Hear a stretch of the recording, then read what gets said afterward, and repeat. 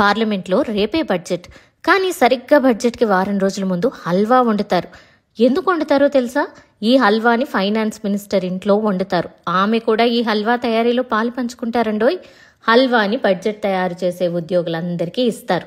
హల్వా తిన్న తర్వాత వీళ్ళంతా లాక్డౌన్లోకి వెళ్ళిపోతారు. నార్త్ బ్లాక్లోనే ఉండిపోతారు.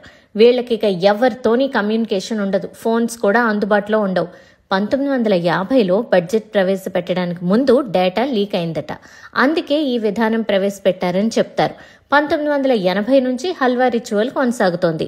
ఏదైనా మంచి పని చేయడానికి ముందు స్వీట్స్ వండటం, పంచడం, మిఠాయి సంప్రదాయం కదా.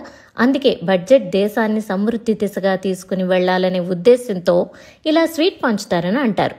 ఫిబ్రవరి 1న కేంద్ర ఆర్థిక మంత్రి నిర్మలా సీతారామన్ పార్లమెంట్లో బడ్జెట్ ప్రవేశపెడతారు. To know more, follow Spices with Stories.